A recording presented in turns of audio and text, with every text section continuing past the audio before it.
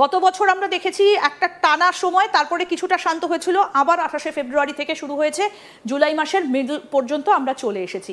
তাহলে এবার ইরান কি করবে? এতদিনের একটা যুদ্ধের ধাক্কা ইরানকে তো একেবারে নাস্তানাবুদ করে দিয়েছে। দেখুন, আমি আপনার একটা কথা বলি, ইরানে না দেয়ালে পিঠ ঠেকে গেছে, ঠিক আছে? আমেরিকা হয়তো দেয়ালে পিঠটা ঠেকেনি। ইরান যত দিন যাচ্ছে ইরান কিন্তু চেষ্টা করছে এটার কনক্লুশনে আসতে। ইরান যেখানে যেখানে অ্যাটাক করে আমেরিকাকে ক্ষতিগ্রস্ত করা দরকার করেছে, ইসরায়েলকে যেখানে যেখানে অ্যাটাক করে ক্ষতিগ্রস্ত করা দরকার করেছে, ইরান কিন্তু এখন মনোযোগ দিয়ে ওয়েট করছে যে কখন তারা ব্রিক্সে পার্টিসিপেট করবে। কারণ ব্রিক্সে গেলে ও অফিসিয়ালি ওর কিছু সমর্থন বা সমর্থকরাদের পাবে, যাদেরকে সাথে নিয়ে তারা সে একটা কনক্রিট স্টেটাসে পৌঁছতে পারবে। যদি না পারে, ইরান কিন্তু ততদিন অবধি চেষ্টা করবে এই ওয়ারটাকে স্টেবিলাইজ করার, এবং যদি স্টেবিলাইজ না করতে পারে, আর আমেরিকা চেষ্টা করবে ঠিক তার উল্টোটা, যে ওয়ারটাকে ডিস্টেবিলাইজ করে দিয়ে, এনার্জি ইকুয়েশনটাকে ডিস্টেবিলাইজ করে দিয়ে এমন একটা ডিপ স্টেটকে ইউজ করে পলিটিক্যাল সিনারিও এই জোনটা ক্রিয়েট করবে, in fact the bigger zone create করবে, যাতে করে আপনি যদি একটু এটাকে ছোট করেন, আমি একটা জিনিস বলি, আপনি একটা আরেকটু ছোট করুন, আমি আপনাকে বলি, এবার একটু ব্রডার অ্যাঙ্গেলটা দেখুন। ইন্ডিয়া এখানে আছে, চায়না এখানে আছে, আরো উপরে গেলে আমরা রাশিয়া পেয়ে যাবো। এই যে জোনটা আছে, রাশিয়া পেয়ে যাবো এখানে। হ্যাঁ, এবার হ্যাঁ রাশিয়া, ঠিক আছে, এবার একটু নিয়ে আস। এই জোনটায় কিন্তু একটা প্রবল ইকোনমিক অ্যাঙ্গেল তৈরি হতে চলেছে। এই ইকোনমিক শিফটটা দেখুন, যুদ্ধ লোকে এমনি এমনি করে না। এই ইকোনমিক শিফটটা যদি হয়ে যায়, তাহলে কিন্তু Iran already a part of BRICS. Iran এখান থেকে বেরিয়ে যাবে মানে এদের ইনক্লিনেশনটা চলে আসবে এদিকে। যদি ইনক্লিনেশনটা এদিকে চলে আসে, কালকের ডেটে দাঁড়িয়ে আমেরিকার one of the most important investment places ছিল পাকিস্তান, সেই পাকিস্তানে কিন্তু চায়না ইন্টারভেনশন ঢুকে গেছে। দ্বিতীয় জিনিস হচ্ছে Afghanistan is already now a pro Indian state. এইখানের বহু জায়গা কিন্তু আছে আস্তে আস্তে ইনক্লাইন্ড হয়ে গেছে towards this new world order. যদি এই শিফটটা হয়ে যায়, তাহলে কিন্তু এই ইকোনমিক লাইনটা কিন্তু একটা অল্টারনেট ইকোনমিক লাইনের দিকে চলে আসতে শুরু করবে। যদি অল্টারনেট ইকোনমিক লাইনের দিকে চলে আসে, তাহলে এই যে জিসিসি কান্ট্রিজগুলোকে, যেগুলো এখানে দেখতে পাচ্ছেন, সৌদি আরবিয়া, কাতার, সিরিয়া, দুবাই, ইউএই, এরাও কিন্তু, যদিও আজকের ডেটে দাঁড়িয়ে ভিকটিম অফ ইরানস অ্যাটাক, এরাও কিন্তু ইউএস ডমিনেন্সকে সাফার করেছে এত বছর ধরে। এবার এদেরও কিন্তু পলিটিক্যাল ইনক্লিনেশনটা সরে আসতে পারে, যদি গোটা মিডল ইস্টটা এদিকে চলে যেতে পারে, পলিটিক্যাল ইনক্লিনেশনটা সরে আসতে পারে। যদি সেটা হয়, তাহলে কিন্তু আমেরিকার ইকোনমি শুধু সাফার করবে তা নয়, ফিউচার অফ আমেরিকার ইকোনমিটা সাংঘাতিক রকম সাফার করবে। এবং সেটা যদি করে, একটা জিনিস ভুলে যাবেন না, চায়না বলুন, উপরে রাশিয়া বলুন, ইন্ডিয়া বলুন, এরা কিন্তু ভূখণ্ড অনুযায়ী একে অপরের সাথে কানেক্ট হতে পারবে। That can be possible, okay, so as Iran এই জোনটা। বাট আমেরিকাকে যদি এই জোনটার সাথে কানেক্ট করতে হয়, দ্যাট ইজ অলমোস্ট মানে যাওয়ারও দরকার নেই, that is almost a huge impossible task, correct?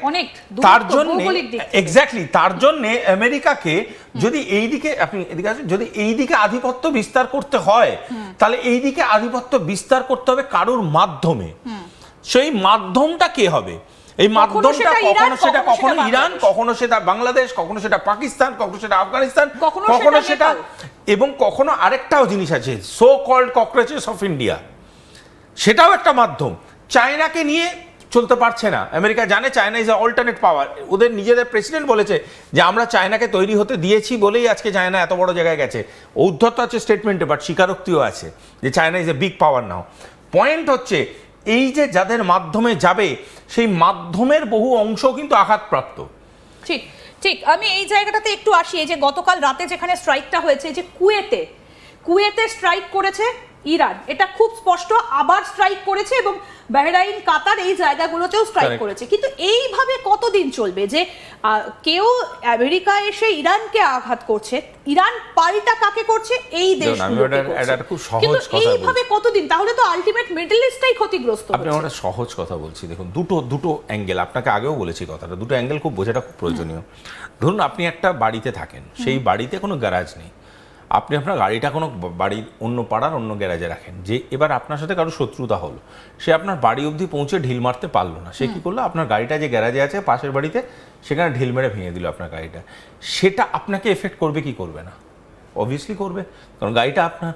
Point হচ্ছে ইরান এই স্ট্র্যাটেজিটাই নিয়েছে যে আমি আপনার বাড়ি অবধি পৌঁছতে পারবো না, আমার বাড়ির পাশে যে এবং সেই কারণে গাড়িটা আছে কুয়েতকে সেখানে বেছে নিয়েছে। কুয়েত শুধু না, কুয়েত, বাহারেন, কাতার, সৌদি সব এটা। কিন্তু এটাও একটা জিনিস, একটা অদ্ভুত ব্যাপার, আপনার গাড়িটা তো কুয়েতের গ্যারাজে রাখা আছে, কিন্তু যখন ঢিলটা মারছি তার মানে সেই কুয়েতের যেখানে গাড়িটা রাখা আছে সেই বাড়ির উপরে মারছি, কিন্তু সেই বাড়িটা কিন্তু কিছু করছে না। এবার আমাকে একটা জিনিস বলুন, এই যে গত পরশুদিন যখন এখান থেকে জাহাজগুলো ক্রস করছিল, ইউএই জাহাজ ক্রস করছিল এবং তার মধ্যে ভারতীয় নাবিকও ছিল, কারেক্ট, মানে এখানে অফিসাররা ছিলেন, এই জায়গাটা ক্রস করার জন্য ইরান আটকায়, তারপরেও সেই জাহাজটা এগিয়ে যায়, আঘাত পড়ে এবং 2 ভারতীয় নাবিকের মৃত্যু হয়েছে, 6 আহত। এই পয়েন্টটা আমি আজকে আপনাদের এই জায়গাটাতে কেন এখনো পর্যন্ত এইটা কতদিন চলবে? I want to clarify first thing. হ্যাঁ, কারণ পুনের যে নাবিক, মানে অত্যন্ত মর্মান্তিক ঘটনাটা, নিশ্চয়ই আপনিও জানেন যে বাড়িতে টেলিফোন করে সে জানিয়েছিল যে আমি স্ট্রেট অফ হরমুজ পার করে গেছি এবং তারপরে সবটা শেষ হয়ে যায়। আমি আপনাকে বলি একটা কথা, কিছু জিনিস টেকনিক্যালিটিটা একটা আপনার মাধ্যমে বোঝানোটা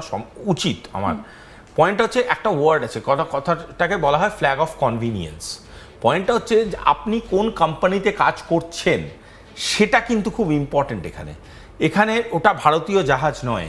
এবার সেই জাহাজে বহু বহু দেশের নাগরিকরা আছে, বহু দেশের মানুষ আছে। ভারতবর্ষ এই জন্য ওখানে যদি কেউ মারা যায়, কারেক্ট, ভারতবর্ষের যদি ওখানে কেউ মারা যায়, ভারতবর্ষ দুঃখ জানাতে পারে, অবজারভেশন দিতে পারে, ভারতবর্ষ ইন্টারভিন করতে পারবে না, এটা লিগালি পারবে না।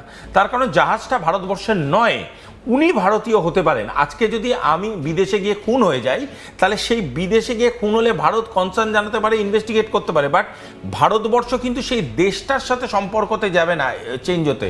যেটা পেপারে আছে সেটাতেই হবে, কারণ পেপার কিন্তু আমার ওই দেশের আইনেরই আছে। সুতরাং এই জাহাজের ফ্ল্যাগ অফ কনভিনিয়েন্স যে দেশের ছিল, সেই দেশের সাথে ইরানের যে সম্পর্কটা আছে সেই অনুযায়ী ইরান তার অ্যাক্টিভিটিটা করেছে। কথা বোঝা গেল? ক্লিয়ারলি বোঝাতে পারলাম? এবার এখানে একটা ক্যাচ আছে, ক্যাচটা এটাই হচ্ছে, ভারতবর্ষ কিন্তু এখানে বলতে পারে না যে তাদের যারা বিদেশি কোম্পানিতে কাজ করছে যে আপনারা কাজ করবেন না, দেশে ফিরে আসুন, ছেড়ে দিন নাবিক। এটা হতে পারে না, দিস ইজ মানে স্টুপিড টাইপ অফ কোয়েশ্চেন, এটা বলতে পারেন না কখনো একটা সরকার। সুতরাং যারা কাজ করছে তাদেরকে একটু সতর্ক হতে হবে। এখানে সতর্ক হতে হবে সেই অর্গানাইজেশনসগুলো যারা তাদের কার্গো সেন্ড করছে। এবার ইরান এই অ্যাটাকগুলো বারংবার সেই দেশগুলোর উপরেই করছে যেই দেশগুলোতে কিন্তু আমেরিকার ইনভেস্টমেন্ট বা আমেরিকান ফুয়েল বা আমেরিকান ট্রানজাকশন হচ্ছে। আবারও বলছি, তার মানে ইরানের টার্গেটটা হচ্ছে আমেরিকার অর্থনৈতিক ক্ষতি করা। এইটা করতে গিয়ে বলতে পারেন খুব খারাপ একটা ওয়ার্ড আমি ইউজ করতে গিয়েও আমি ব্যক্তিগতভাবে এই ওয়ার্ডটাকে পছন্দ করি না, যদিও গভর্নমেন্টাল স্পেসে এটা খুব ইউজ হয়। সেটা হচ্ছে কোল্যাটারাল ড্যামেজ।